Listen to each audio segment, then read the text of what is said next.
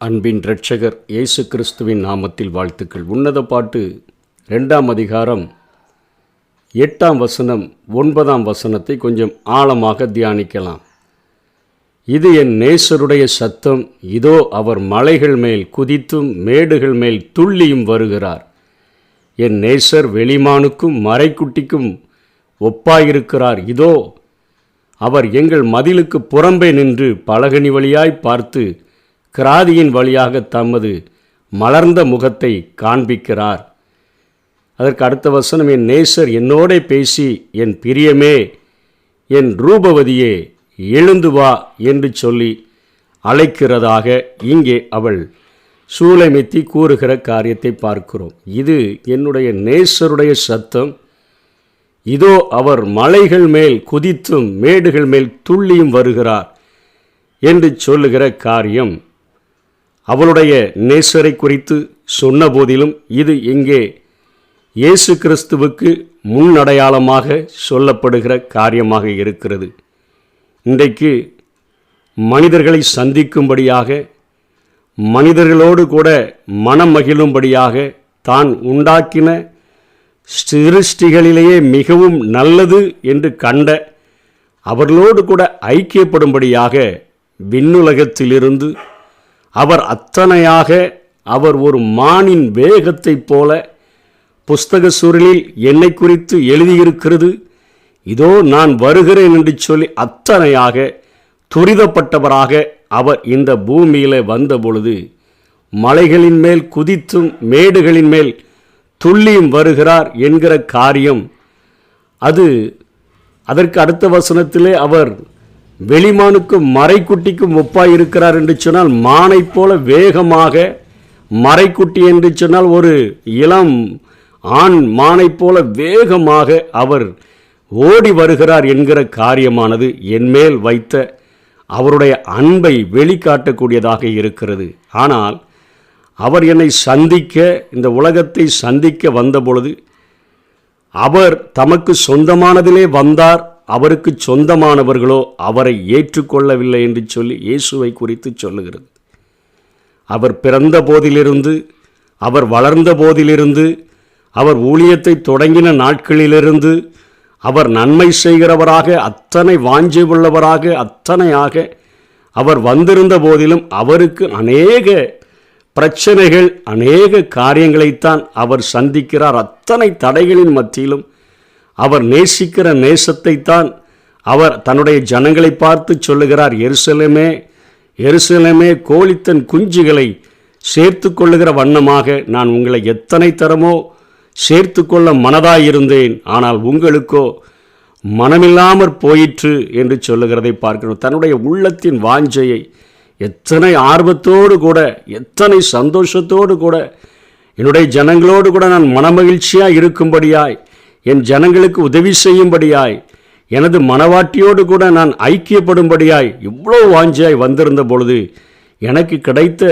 காரியங்கள் எல்லாம் எதிர்மறையான காரியங்களாக இருக்கிறது என்பதை குறிக்கிறதாக இருக்கிறது. அத்தனை ஒரு பிரச்சனையோடு கூட, பாடுகளோடு கூட வந்த அவரை குறித்து தான் லூக்கா 12ஆம் அதிகாரம் 50ஆம் வசனத்தில் அவர் சொல்லுகிறார், நான் மூழ்க வேண்டிய ஒரு ஸ்நானம் உண்டு, அது முடியும் அளவும் எவ்வளவோ நெருக்கப்படுகிறேன். எத்தனையோ எதிர்ப்புகள், எத்தனையோ மலைகள், எத்தனையோ குன்றுகள், எத்தனையோ சூழ்நிலைகள், எத்தனையோ காரியங்கள், வெறுப்புகள், பகைகள், இவைகள் எல்லாவற்றையும் தாண்டித்தான் மனவாட்டியை சந்திக்கும்படியாக வருகிறதாக நாம் பார்க்கிறோம்.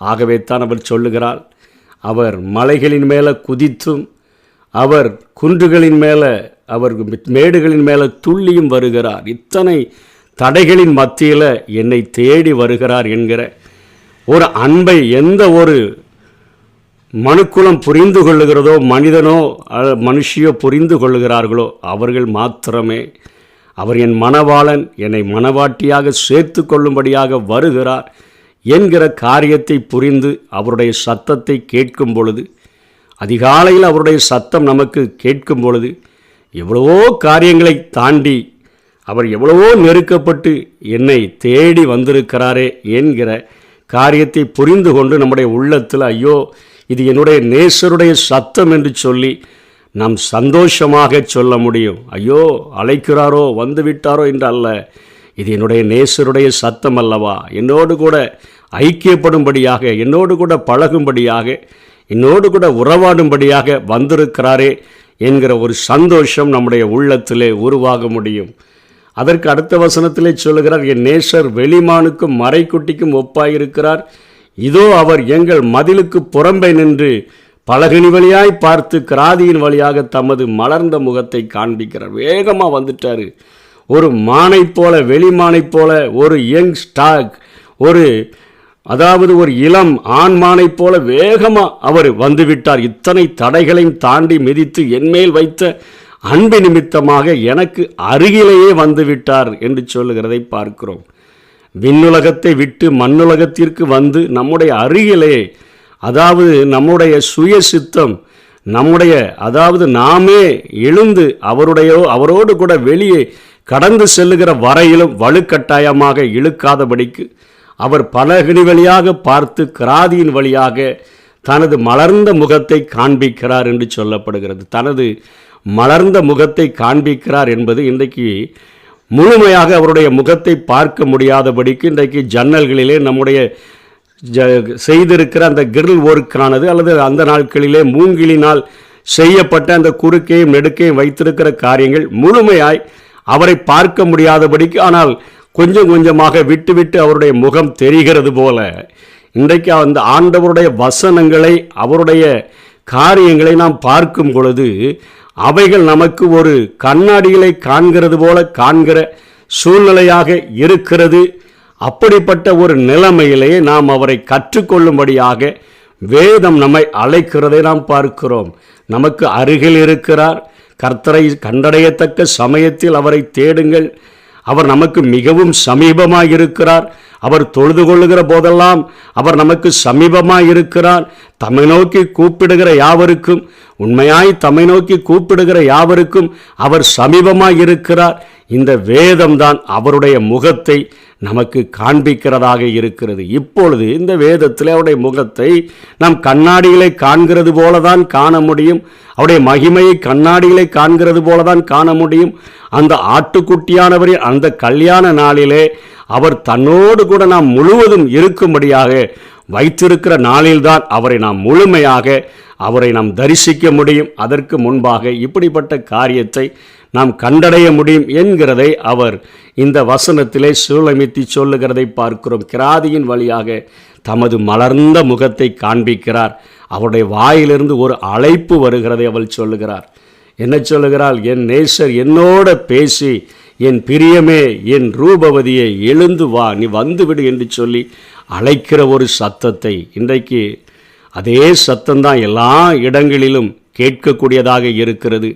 இந்த உலகத்தில் ரொம்ப பிஸியான உலகத்தில் வாழ்ந்து கொண்டிருக்கிறோம். வருடங்கள் வாழப்போகிறது போல முயற்சிகளை எடுக்கிறோம்.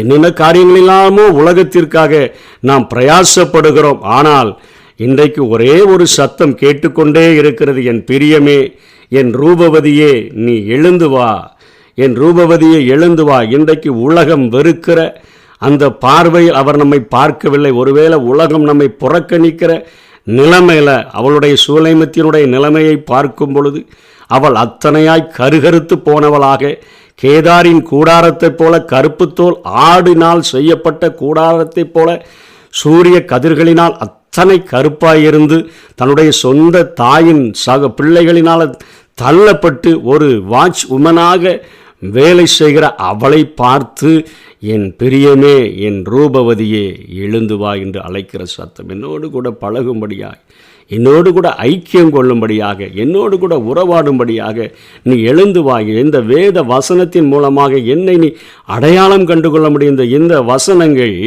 இயேசு கிறிஸ்துவைத்தான் நமக்கு அவைகள் வெளிக்காட்டுகின்றன.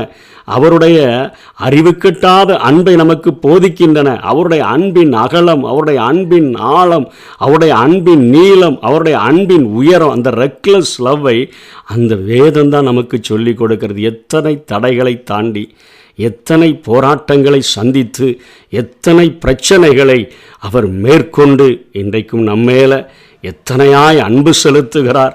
என்னுடைய நேசர் அல்லவா என்னை சந்திக்கும்படியாய், என்னோடு கூட ஐக்கியப்படும்படியாய் வாசற்படியில் நின்று ஒரு தட்டுகிற ஒரு நேசர் அல்லவா என்கிற ஒரு ஏக்கம், ஒரு தாகம், அவருடைய சத்தத்தை கேட்கும்பொழுது உண்டாகிற சந்தோஷம் நமக்குள்ளே இருந்துச்சுன்னு சொன்னால், ஒவ்வொரு நாளும் அதிகாலையில் எழுந்து அவருடைய சமூகத்தில் வந்து நின்று, ஆண்டவரே என்னை எத்தனையாய் நேசித்தபடியினால எத்தனையோ தடைகளை தாண்டி, மலைகளை தாண்டியும், குன்றுகளை மிதித்தும், ஆண்டவரே நீர் மான்களைப் போல வேகமாக ஓடி வந்து, இப்போ தான் நீங்கள் கிளம்புனது போல சத்தம் தூரத்தில் கேட்டமா இருந்தது, ஆனால் என்னுடைய வீட்டின் சுவர் அருகே நின்று கொண்டு என்னை உம்மோடு கூட ஐக்கியப்படும்படியாக அழைக்கிற அநேக ஒரு ரட்சிப்பினுடைய உன்னத அனுபவத்தை நான் காண்பிக்கிறேன் வா, என்னுடைய கிருபைகளின் அனுபவத்தை காண்பிக்கிறேன் வா, வேதத்தினுடைய மகத்துவங்களை காண்பிக்கிறேன் வா என்று சொல்லலாம்.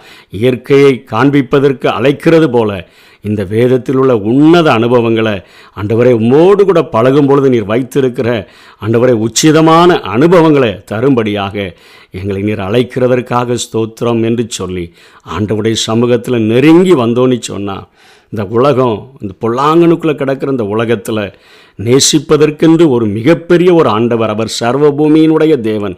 அவர் நம்மை நேசித்து நம்மை அழைக்கும் பொழுது அவரோடு கூட நாம் ஐக்கியப்படுகிறவர்களாக இருந்தோம் என்று சொன்னால், எழுந்து அவருடைய சத்தத்தை கேட்கும்போது அவ்வளோ சந்தோஷமாக அவருடைய அன்பு எத்தனை அன்பு என்பதை புரிந்து கொண்டு நம்மை அவருடைய கரங்களில் அர்ப்பணித்தோம் என்று சொன்னால், இந்த நாட்களில் மாத்திரமல்ல, அந்த ஆட்டுக்குட்டியானவரின் திருமண நாளிலே நம்மை என் பிரியமே, என் ரூபவதியே, என் மணவாட்டியே என்று சொல்லி தன்னுடைய மார்போடு கூட அரவணைத்து கொள்ள முடியும். அதற்காக வாஞ்சிப்போம். அப்படிப்பட்ட கிருபைகளை தேவன் நமக்கு தந்தருள்வாராக. ஆமென். இயேசு உமதன்பு எத்தனை பெரியது, ஆகாயம் பூமி மலையாடிகளுக்கெல்லாம் பெரியது, ஆகாயம் பூமி மலையாடிகளுக்கெல்லாம் பெரியது.